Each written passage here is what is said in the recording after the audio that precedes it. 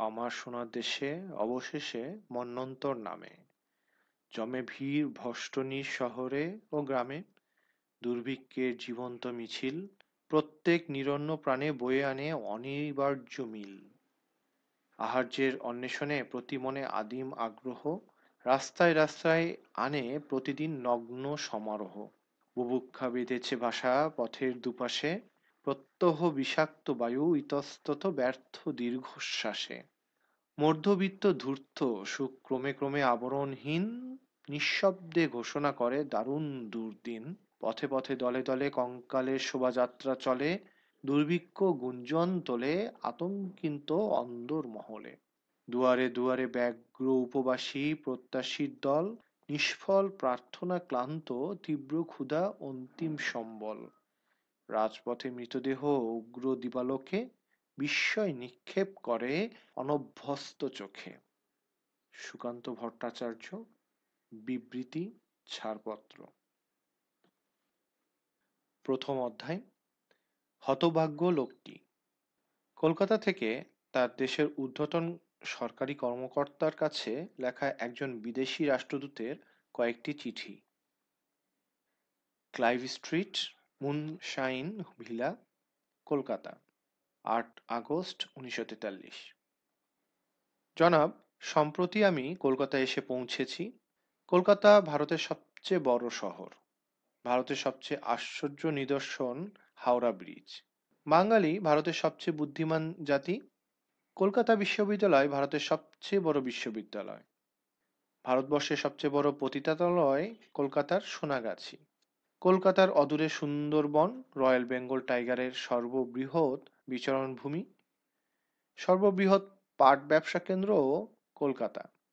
কলকাতার সবচেয়ে প্রিয় মিষ্টির নাম রসগোল্লা। জনশ্রুতি আছে একজন পতিতা নাকি এই মিষ্টাই আবিষ্কার করেছিলেন।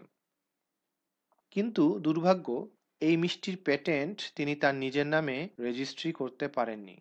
কারণ তখন ভারতীয় বিধিবিধানে তেমন কোনো ব্যবস্থা ছিল না। তাই বুড়ো বয়সে পতিতা বেচারি পথে পথে ভিক্ষা করেই মারা যান। পৃথক একটি পার্সেল মারফত আপনাকে 200 রসগোল্লা পাঠাচ্ছি।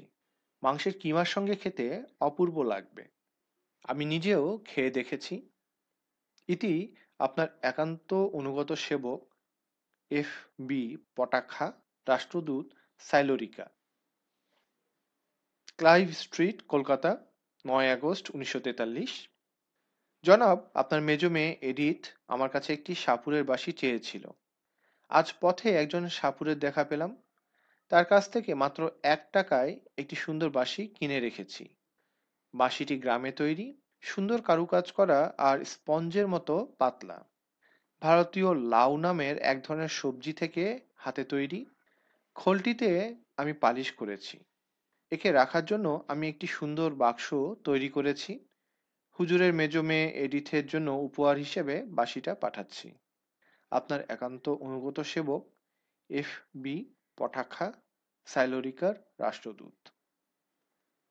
কলকাতা, 10 আগস্ট 1943। জনাব, আমাদের দেশের মতো কলকাতায় রেশনিং ব্যবস্থা নেই। খাদ্যের ব্যাপারে প্রত্যেকের 16 আনা স্বাধীনতা রয়েছে। এরা বাজার থেকে ইচ্ছে মাফিক শস্য কিনতে পারে। গতকাল দিল্লির রাজদূতের ভোজে দাওয়াত পেয়েছিলাম। আমাদের টেবিলে পরিবেশন করা হয়েছিল 26 পদের রান্না করা মাংস, তাছাড়া 24 ধরনের তরিতরকারি, পুডিং ও সালাদ। পরিবেশন করা হয়েছিল সবচেয়ে সেরা মদ। আপনি জানেন, আমাদের দেশে এখন পেঁয়াজ থেকে শুরু করে গাজর ইত্যাদি ইচ্ছে মাফিক কেনা যায় না। ইংল্যান্ডে এখন সবকিছুই নিয়ন্ত্রিত। কলকাতায় তেমন কোনো নিয়ন্ত্রণ নেই। এ ব্যাপারে এখানকার লোকজন ভাগ্যবান। এই ভোজসভায় একজন ভারতীয় প্রকৌশলীও আমন্ত্রিত হয়েছিলেন। তিনি আমাদের দেশে শিক্ষালাভ করেছেন। কথা প্রসঙ্গে তিনি জানালেন, কলকাতায় দুর্ভিক্ষ দেখা দিয়েছে। এই কথা শুনে দিল্লির রাষ্ট্রদূত অট্টহাসিতে ফেটে পড়লেন। অবশ্য এই হাসিতে আমাকেও যোগ দিতে হয়। আসলে এই শিক্ষিত ভারতীয়দের মতো মূর্খ আর দ্বিতীয় কেউই নেই। পুঁথিগত বিদ্যা ছাড়া নিজের দেশে কি ঘটছে সে সম্পর্কে তারা কোনো খবরই রাখে না। ভারতের 2/3 লোক দিনরাত সন্তান আর ফসল উৎপাদনে ব্যস্ত। তাই সেখানে খাদ্যশস্যের অভাব নেই। যুদ্ধের আগে বিপুল পরিমাণ ফসল বিদেশে রপ্তানি করা হতো এবং বড় হলে শিশুদের কুলি মজুর হিসাবে দক্ষিণ আফ্রিকায় পাঠানো হতো। কিছুদিন যাবৎ কুলি চালান দেওয়াও বন্ধ হয়ে গেছে এবং ভারতের বিভিন্ন প্রদেশকে দেওয়া হয়েছে স্বায়ত্তশাসন। আমার ধারণা এই ভারতীয় প্রকৌশলী একজন মারাত্মক অতি বিপ্লবী। তিনি ভোজসভা ছেড়ে চলে গেলে তার ব্যাপারে দিল্লির রাষ্ট্রদূত মিস্টার জ্যান জ্যান ট্রিপকে বললাম। তিনি অনেক ভেবেচিন্তে এই মত প্রকাশ করলেন যে ভারতীয়রা নিজেদের দেশ শাসনের যোগ্যতা রাখে না। আন্তর্জাতিক রাজনীতির ক্ষেত্রে মিস্টার ট্রিপের সরকারের বিশেষ ভূমিকা রয়েছে, তাই তার কথার বিশেষ গুরুত্ব না দিয়ে আমি পারি না। আপনার একান্ত অনুগত সেবক, স্বাক্ষর 11 আগস্ট 1943। আজ সকালে আমি বোলপুর থেকে ফিরে এসেছি। সেখানে ডক্টর টেগোরের শান্তিনিকেতন দেখেছি। ওরা বলে সেটা নাকি একটা বিশ্ববিদ্যালয়। সেখানে ছাত্রদের বসার কোনো বেঞ্চ নেই। ব্যাপারটা থেকে সহজে অনুমান করতে পারেন সেখানে কি ধরনের শিক্ষা দেওয়া হয়। ছাত্র অধ্যাপকদের সবাই মাটিতে একসঙ্গে বসে ক্লাস করে থাকেন। ভগবান জানেন তারা সত্যি পড়াশোনা করে নাকি বসে বসে শুধুই ঝিমায়। গরম ক্রমে বাড়তে থাকায় এবং গাছের ডালে চড়ুইয়ের কিচিরমিচির শুরু হওয়ায় আমি বেশিক্ষণ সেখানে থাকতে পারিনি, চলে এসেছি। ইতি FB পটাখা, 12 আগস্ট 1943। আজ চীনা দূতাবাসে আহার পর্বের সময় একজন কলকাতার দুর্ভিক্ষের কথা উল্লেখ করে, কিন্তু প্রকৃত ঘটনা কি কেউ বলতে পারেনি। আমরা এ সম্পর্কে বাংলা সরকারের বিবৃতির প্রতীক্ষায় আছি। যখন বিবৃতি প্রকাশিত হবে আপনাকে সে বিষয়ে বিস্তারিতভাবে জানাবো। কূটনৈতিক কাগজপত্রের ব্যাগে আপনার মেজ মেয়ে এডিথের জন্য একজোড়া ভারতীয় জুতো পাঠালাম। জুতোটি সবুজ রঙের সাপের চামড়ার তৈরি। বার্মায় এই জাতীয় অগুন্তি সবুজ সাপ পাওয়া যায়। বার্মাদেশ আবারও ব্রিটিশদের দখলে এলে তখন এই জুতোর ব্যবসা দারুণভাবে বৃদ্ধি পাবে বলে আশা করি। আপনার একান্ত FB পটাখা, 13 আগস্ট 1943। দূতাবাসের সামনে এর চত্বরের বাইরে আজ দুজন মহিলার লাশ পাওয়া গেছে। তাদের অস্থি চর্মসার দেহ দেখে মনে হয় তারা রিকেট রোগে আক্রান্ত হয়েছিল। শুধু বাংলাদেশে নয়, বোধহয় সারা ভারতে এই রোগ সংক্রামক আকারে ছড়িয়ে পড়েছে। এ এক আশ্চর্য আর মারাত্মক রোগ। আক্রান্ত ব্যক্তি শীর্ণকায় হতে হতে অবশেষে মারা যায়। জানা গেছে এই রোগের কোনো প্রতিকার নেই। কুইনাইন বিনামূল্যে বিতরণ করা হয়েছে, কিন্তু কোনো ফল দেয়নি। আসলে এশিয়ার গ্রীষ্মাঞ্চলে এইসব রোগ ইউরোপের রোগবালাইয়ের চেয়ে পুরোপুরি আলাদা। এতে প্রমাণিত হয় যে এশিয়া ও ইউরোপের মধ্যে বিন্দুমাত্র মিল নেই। আপনার স্ত্রীর ৬২তম জন্মদিন উপলক্ষে বুদ্ধের একটি প্রস্তর মূর্তি পাঠাচ্ছি। মাত্র $500 এটা কিনেছি। মহারাজা বিন্দুসারের যুগের এই মূর্তিটি বানারসির পবিত্র মন্দিরে ছিল। আশা করি এটা আপনার স্ত্রী ড্রয়িং রুমের শোভা বর্ধন করবে। বিশেষ দ্রষ্টব্য, দূতাবাসের সামনে পাওয়া লাশের পাশে একটি শিশুকেও পাওয়া গেছে। শিশুটি মৃত সন্তানের স্তন্য পানের ব্যর্থ চেষ্টা করছিল। আমি তাকে হাসপাতালে পাঠিয়ে দিয়েছি। আপনার একান্ত অনুগত খাদেম, FB পটাখা, 14 আগস্ট 1943। অনাথ শিশুটিকে ডাক্তার হাসপাতালে ভর্তি করতে অস্বীকৃতি জানিয়েছে। সুতরাং এখন সে দূতাবাসেই আছে। কি করব বুঝতে পারছি না। জনাবের নির্দেশের অপেক্ষায় আছি।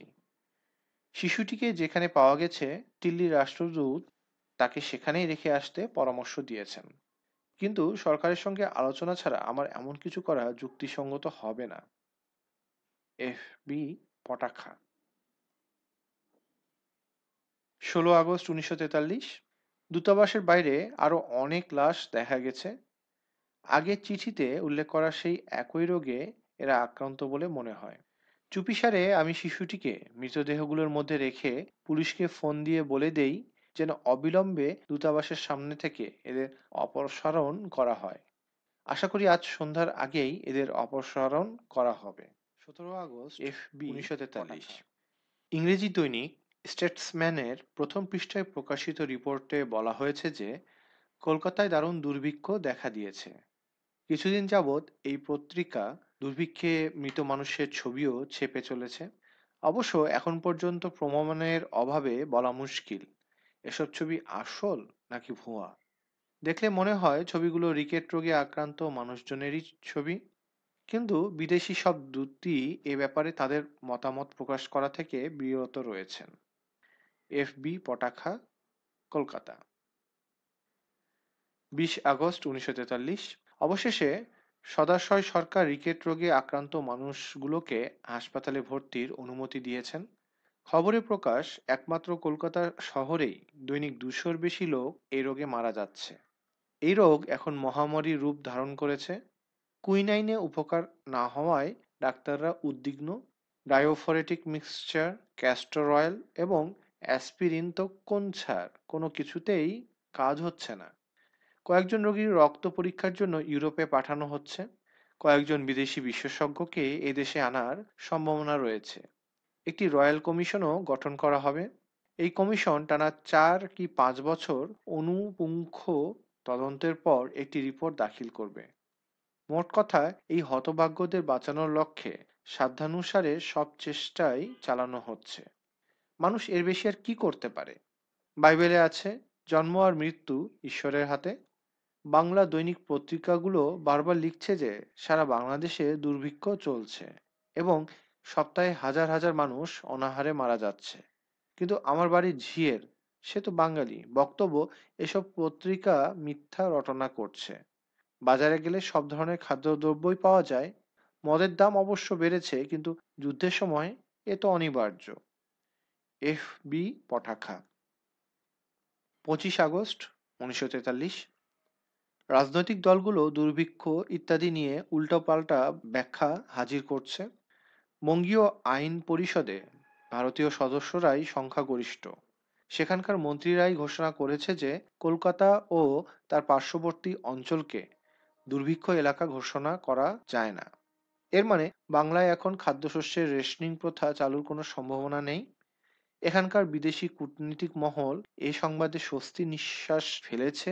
কারণ বাংলাকে যদি দুর্ভিক্ষ অঞ্চল ঘোষণা করা হয় তাহলে খাদ্য নিয়ন্ত্রিত হবে, তাহলে তাদেরই অসুবিধায় পড়তে হবে। সোজা কথা, রেশনিং প্রথা চালু হলে তাদের উপর এর কম প্রতিক্রিয়া হবে না। ফরাসি রাষ্ট্রদূত মি জ্যাগল গতকাল আমাকে বলেছেন, আসন্ন খাদ্য নিয়ন্ত্রণের বিপদে পড়ার আগে আমি যেন মদ মজুত করে রাখি। আমি চন্দননগর থেকে মদ আমদানি করব বলে ঠিক করেছি। কারণ ফরাসি অধিকৃত চন্দননগরে নাকি বহু বছরের পুরাতন মদও পাওয়া যায়। এমনকি ফরাসি বিপ্লবের সময়কার পুরাতন মদও নাকি মেলে। হুজুরের সম্মতি পেলে নমুনা স্বরূপ কয়েক বোতল পাঠাতে পারি। 28 আগস্ট 1943। গতকাল এক অদ্ভুত ব্যাপার ঘটেছে। আমার ছোট বোন মারিয়ার জন্য নিউ মার্কেট থেকে কয়েকটি পুতুল কিনেছি। তার ভেতর থেকে একটি চীনা পুতুল মারিয়ার খুব পছন্দ হয়েছে। 6 টাকা দিয়ে পুতুলটি কিনে মারিয়ার হাতে তুলে দিয়ে যখন মোটরের দিকে যাচ্ছি, তখন একটি মাঝবয়সী বাঙালি মেয়ে লোক পেছন থেকে আমার কোটের একটা প্রান্ত চেপে ধরে দেহাতি ভাষায় কি যেন বলল। তার নোংরা হাত থেকে কোটটা ছাড়িয়ে নিয়ে মোটরে উঠে বাঙালি চাপরাশিকে বললাম মেয়ে লোকটি কি চায়, সে কথা জিজ্ঞেস করতে। চাপরাশি তার সঙ্গে বাংলায় কথা বলল। কথার উত্তর দেওয়ার সময় তার কোলের মেয়ে শিশুটিকে আঙ্গুলের ইশারায় দেখাচ্ছিল। রুগ্ন শিশুটির চীনা পুতুলের মতো কালো ডাগর ডাগর চোখ। মারিয়ার দিকে সেই স্থির চোখে তাকিয়েছিল। তারপর বাঙালি মেয়ে লোকটি খুব দ্রুত কি যেন বলতেই চাপরাশিও দ্রুত তার উত্তর দিতে থাকে। মেয়ে লোকটি কি চায়? চাপরাশিকে জিজ্ঞেস করলাম। চাপরাশি মেয়ে লোকটির হাতে কয়েকটা পয়সা তুলে দিয়েই গাড়ি ছেড়ে দিল। সে তার মেয়েটিকে বিক্রি করতে চায় মাত্র 1.5 টাকায়। আমি বিস্ময়ে জিজ্ঞেস করলাম, মাত্র 1.5 টাকায়? ও টাকা দিয়ে তো একটা চীনা পুতুলও কেনা যায় না। ইদানিং ওর চেয়ে কম দামে বাঙালি শিশু কিনতে পাওয়া যায়। বিস্ময়ে আমার হতবাক হওয়ার পালা। তখন আমার মনে পড়ল সেই পুরনো ইতিহাসের কথা, যখন আমেরিকার দাস বাজারে কেনাবেচা করার জন্য আফ্রিকা থেকে নিগ্রো আমদানি করা হতো। সে সময় একটা সাধারণ নিগ্রোকে $25-এর নিচে পাওয়া যেত না। আমেরিকানরা কি ভুলই না করেছে। আফ্রিকায় না গিয়ে তারা যদি ভারতে চলে আসতো তাহলে অনেক সস্তায় কৃতদাস পেতে পারত। নিগ্রোর বদলে ভারতীয় লোকজনকে নিয়ে কেনাবেচা করলে লক্ষ লক্ষ ডলার বাঁচানো যেত। ভারতে একটি মেয়ের মূল্য মাত্র $0.5। ভারতের লোকসংখ্যা 40 কোটি। তাহলে আমেরিকানরা $20 কোটি সমগ্র ভারতবাসীকে কিনে ফেলতে পারত। একবার ভেবে দেখুন, আমাদের দেশে একটা বিশ্ববিদ্যালয় প্রতিষ্ঠা করতেও আমরা এর চেয়ে বেশি অর্থ ব্যয় করে থাকি। হুজুরের মেজ মেয়ের কাছে এই চীনা পুতুল পছন্দ না হলে 1 ডজন বাঙালি শিশু বিমানে পার্সেল করে পাঠাতে পারি। চাপরাশি আমাকে বলল, কলকাতার সোনাগাছি পতিতালয়ে রীতিমতো মানুষ কেনাবেচা করা হয়ে থাকে। এখানে প্রতিদিন কেনাবেচা করা হয় শত শত মেয়ে। মা বাবারা তাদের মেয়ে বিক্রি করে আর পতিতারা কিনে নেয় মাত্র $1 4 আনা বাধা দরে। আর মেয়ে সুন্দরী হলে 4-5 টাকা থেকে 10 টাকা পর্যন্ত দাম পেতে পারে। চাল মণ প্রতি 60 থেকে 70 টাকা। সুতরাং কোনো পরিবার দুটি মেয়েকে বিক্রি করতে পারলে 8-10 দিনের জন্য তারা নিশ্চিন্ত থাকতে পারে। আর প্রতি বাঙালি পরিবারে গড়ে 2টার বেশি মেয়ে। আগামীকাল কলকাতার মেয়র আমাদের এক ভোজসভায় দাওয়াত দিয়েছেন। ওখানে গেলে গুরুত্বপূর্ণ কিছু তথ্য পাওয়ার আশা রাখি। এফ.বি. পটাখা, 29 আগস্ট 1943। কলকাতার মেয়রের ধারণা বাংলাদেশে দুর্ভিক্ষ দেখা দিয়েছে এবং অবস্থা ক্রমশ মারাত্মক হয়ে উঠছে। আমাদের সরকারের তরফ থেকে সাহায্য পাঠানোর জন্য তিনি আমার কাছে আবেদন জানিয়েছেন। তাকে আমাদের সরকারের পক্ষ থেকে সমবেদনা জ্ঞাপন করেছি। অবশ্য তাকে সুস্পষ্টভাবে এও জানিয়ে দিয়েছি যে দুর্ভিক্ষ ভারতের অভ্যন্তরীণ ব্যাপার এবং আমাদের সরকার অন্য দেশের অভ্যন্তরীণ কোনো বিষয়ে হস্তক্ষেপ করতে চায় না। আমরা নির্ভেজাল গণতন্ত্রের পূজারী, সুতরাং ভারতবাসীর স্বাধীনতায় হস্তক্ষেপ করতে পারি না। মরা বা বাঁচার ব্যাপারে তাদের পূর্ণ স্বাধীনতা রয়েছে। এটা তাদের ব্যক্তিগত, বড়জোর জাতীয় সমস্যা, আন্তর্জাতিক সমস্যা হতে পারে না। মিস্টার জ্যান জ্যান ট্রিপ আলোচনায় উপস্থিত ছিলেন। তিনি ঝোঁকের মাথায় প্রশ্ন করে বসেন, যখন আপনাদের আইনসভা বাংলাদেশকে দুর্গত এলাকা ঘোষণা করেনি, তখন আপনারা বিদেশের কাছ থেকে সাহায্য চান কিভাবে? এসব কথায় মেয়র চুপ। তারপর তিনি রসগোল্লা খেতে শুরু করেন। এফ.বি. পটাখা, 30 আগস্ট 1943। হাউস অব কমন্সে দেওয়া ভাষণে ব্রিটেনের ভারত সচিব মিস্টার আমেরি ঘোষণা করেছেন যে ভারতের জনসংখ্যা 1.5 গুণ বাড়লেও জমিতে ফসলের উৎপাদনগত পরিমাণ বেড়েছে খুব অল্পই। ভারতবাসী আসলেই পেটুক। হুজুর, এটা অবশ্য আমারও বক্তব্য। এসব ভারতবাসী দিনে দুবার বা কখনো একবার মাত্র খেলেও তার পরিমাণ আমাদের পাশ্চাত্য দেশের 5 গুণ বেশি। মিস্টার জ্যান জ্যান ট্রিপের বক্তব্য অনুযায়ী বাংলায় মৃত্যুর হার বেড়ে যাওয়ার প্রধান কারণ তাদের অতিভোজন। তারা এতই পেটুক যে অনেক সময় অতিরিক্ত ভোজনের দরুন তারা পাকস্থলী ফেটে মারা যায়। পাকস্থলী না ফাটলে প্লীহা ফেটে তো মরেই। এখানে উল্লেখযোগ্য যে ভারতে মানুষ ও ইঁদুরের জন্মহার পৃথিবীতে সবচেয়ে বেশি। অনেক ক্ষেত্রে এ দুয়ের মধ্যে পার্থক্য নির্ণয় করাও দুষ্কর হয়ে ওঠে। যেমন তাড়াতাড়ি জন্মে, তেমনি মারাও যায় দ্রুত। ইঁদুর যদি মরে প্লেগে, ভারতবাসী মরে হাড় জিরজিরে রোগে। ইঁদুর প্লেগে মরে, কিন্তু ভারতীয় লোকজন উভয় রোগেই মারা যায়। যা হোক, যতক্ষণ ইঁদুর গর্তে থাকে, বাইরে এসে জাগতিক শান্তিতে ব্যাঘাত না ঘটায়, ততক্ষণ পর্যন্ত তাদের ঘরোয়া ব্যাপারে আমাদের হস্তক্ষেপ করার কোনো অধিকার নেই। বাংলাদেশে যে সত্যি সত্যি দুর্ভিক্ষ দেখা দিয়েছে এবং তা যে বাঙালিদের সন্ত্রাসী কার্যকলাপের জন্য হয়নি, সেটা তিনি বুঝবেন বলে বাঙালিরা আশা করে। এই দুর্ভিক্ষে ক্রমবর্ধমান ভয়ঙ্কর মৃত্যুহারের পেছনে যে খাদ্য ঘাটতি প্রধান কারণ, মাননীয় খাদ্য সচিব সরেজমিনে পরিস্থিতি দেখলে তার চোখে সবই ধরা পড়বে। এফ.বি. পটাখা, 20 সেপ্টেম্বর 1943। মাননীয় খাদ্য সচিব দিল্লি ফিরে গেছেন। আশা করা যায় যে ভাইসরয় বাহাদুরের সঙ্গে দেখা করে তার কাছে তিনি নিজের বক্তব্য পেশ করবেন। এফ.বি. পটাখা, 25 সেপ্টেম্বর 1943। লন্ডনের সংবাদপত্রগুলোর প্রকাশিত রিপোর্ট থেকে জানা গেছে যে কলকাতার প্রকাশ্য রাজপথে তো বটেই, অলিগলিতেও প্রতিদিন মানুষ মরছে। কিন্তু এসবই পত্রিকার খবর মাত্র। বাংলাদেশের দুর্ভিক্ষের ব্যাপারে সবাই উদ্বিগ্ন হলেও এ ব্যাপারে সরকারি কোনো সমর্থন নেই। গতকাল রাষ্ট্রদূত আমাকে বলেছিলেন তিনি বাংলার দুস্থদের জন্য চীনে একটি রিলিফ ফান্ড খুলতে চান, কিন্তু মনস্থির করে উঠতে পারছেন না। কেননা কেউ বলে বাংলায় দুর্ভিক্ষ, আবার কারো কারো মত দুর্ভিক্ষ বলতে কিছু নেই। আমি তাকে বলেছি, বোকামি করবেন না। এই খাদ্যশস্যের ঘাটতির মূলে ভারতবাসীর বেশি খাওয়ার অভ্যাস। রিলিফ ফান্ড খুলে তাদের পেটুকেপনা বাড়াবেন না। এটা দারুণ বোকামি হবে, কিন্তু আমার প্রস্তাব চীনা রাষ্ট্রদূতের মনোপুত হয়েছে বলে মনে হলো না। FB Patakha, 28 September 1943। চলমান খাদ্য সংকট নিয়ে আলোচনার জন্য দিল্লিতে একটি সম্মেলন ডাকা হয়েছে। আজও এখানে কয়েকশো লোক মারা গেছে। এ সম্পর্কে একটি সংবাদ প্রকাশিত হয়েছে। তাতে বলা হয়েছে, প্রাদেশিক সরকারগুলো, বিশেষত বাংলা সরকার, খাদ্য বিতরণ পরিকল্পনার অধীনে কয়েক লক্ষ টাকা আয় করেছে। অক্টোবর, গতকাল গ্র্যান্ড হোটেলে বাংলা দিবস পালিত হয়েছে। ইউরোপীয় সম্প্রদায় ছাড়া উচ্চপদস্থ সরকারি কর্মচারী, ব্যবসায়ী, দেশীয় রাজ্যের শাসকবর্গ এতে যোগ দেন। ককটেল বারে মদ ছিল প্রচুর। মাদাম জুলিয়েট ট্রিপের সাথে আমি দুবার নাচে অংশ নিই। বারবার তিনি চাঁদের অপরূপ সৌন্দর্য ও রাতের অন্ধকারের কথা বলছিলেন। তার মুখ থেকে রসুনের গন্ধ পাচ্ছিলাম। তার সঙ্গে দ্বিতীয় দফা নাচার সময় তার মুখে ফিনাইল ছিটিয়ে দেওয়ার ইচ্ছে হচ্ছিল। তিনি বলেছেন, রিলিফের জন্য প্রায় 9 লাখ টাকা চাঁদা উঠেছে। মাদাম ট্রিপ অপূর্ব সুন্দরী। যেহেতু তার ভারতীয় বন্ধুর সংখ্যা বেশি, তাই কূটনীতিক মহলে তার দারুণ কদর। Madame Juliet mister Gen Gen ট্রিপের স্ত্রী হওয়ায় আন্তর্জাতিক ব্যাপার স্যাপারেও তার বিশেষ প্রভাব লক্ষণীয়। উপস্থিত ভারতীয় মহিলাদের মধ্যে মিস সিংহা নামে এক অপরূপ সুন্দর মহিলাও উপস্থিত ছিলেন। তিনি নেচেছিলেনও চমৎকার। FB Patakha, 26 October 1943। বোম্বাইয়ের প্রাক্তন মন্ত্রী মিস্টার মুন্সির হিসাব অনুযায়ী বাংলায় প্রতি সপ্তাহে প্রায় 1 লাখ লোক মারা যাচ্ছে, কিন্তু এটা সরকারি হিসাব নয়। আজও দূতাবাসের সামনে মৃত লাশ পাওয়া গেছে। আমার চাপরাশি বলল, এদের সবাই একই পরিবারের সদস্য।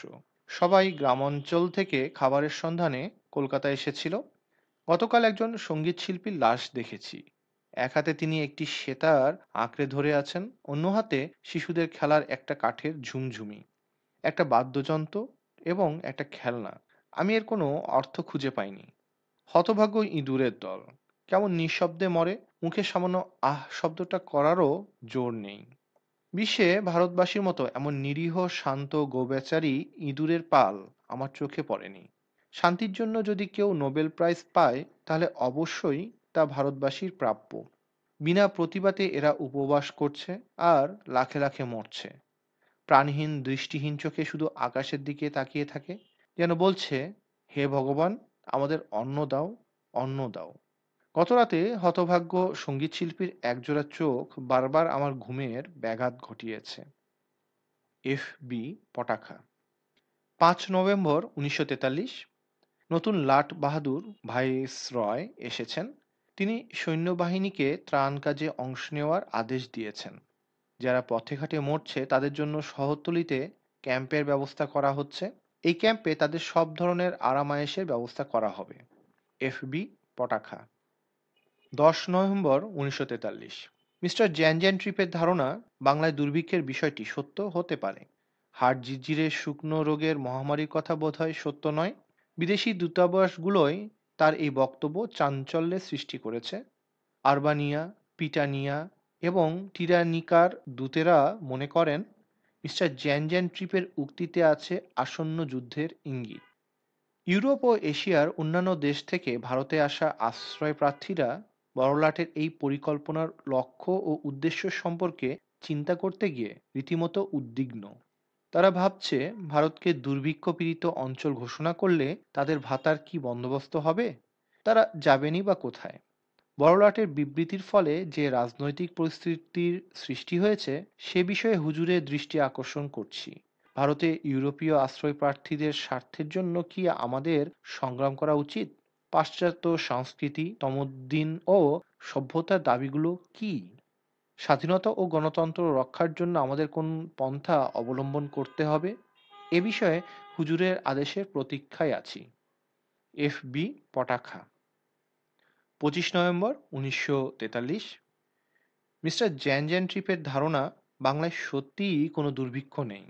অবশ্য চীনা রাষ্ট্রদূত মিস্টার নান্নান নিংয়ের দৃঢ় বিশ্বাস, বাংলায় দুর্ভিক্ষ আছে। যে উদ্দেশ্যে কলকাতার দূতাবাসে আমাকে পাঠানো হয়েছিল, গত 3 মাসে আমি তা অর্জনে ব্যর্থ হয়েছি।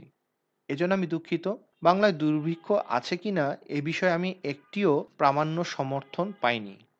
3 মাস আপ্রাণ অনুসন্ধানের পরও আমি এ প্রশ্নের কূটনৈতিক সমাধান খুঁজে পাইনি। এজন্য আমি লজ্জিত এবং হুজুরের কাছে ক্ষমা প্রার্থী। আমি আপনাকে সবিনয়ে অবগত করছি যে আমি হুজুরের মেজ মেয়ে এডিথের প্রেমে পড়েছি এবং তিনিও আমার প্রেমে পড়েছেন। এমত অবস্থায় কলকাতা দূতাবাস থেকে বদলি করে আমাকে অন্য কোথাও রাষ্ট্রদূত জেনারেল হিসেবে নিয়োগ দেওয়া এবং আপনার মেজ মেয়ে এডিথের সঙ্গে বিয়ের অনুমতি দেওয়ার ব্যাপারে হুজুরের আজ্ঞা হয়। এই দয়া দাক্ষিণের জন্য হুজুরের কাছে আমি আজীবন কৃতজ্ঞ থাকব। এই চিঠির সঙ্গে এডিথের জন্য একটি নীলকান্ত মণির আংটি পাঠানোর দৃশ্যটা ক্ষমাসুন্দর দৃষ্টিতে দেখবেন। এই প্রাচীন ভারতীয় আংটি একদা সম্রাট অশোকের কন্যা ব্যবহার করতেন। আপনার একান্ত অনুগত সেবক, এফ বি পটাখা, কলকাতায় সাইলোরিকার রাষ্ট্রদূত।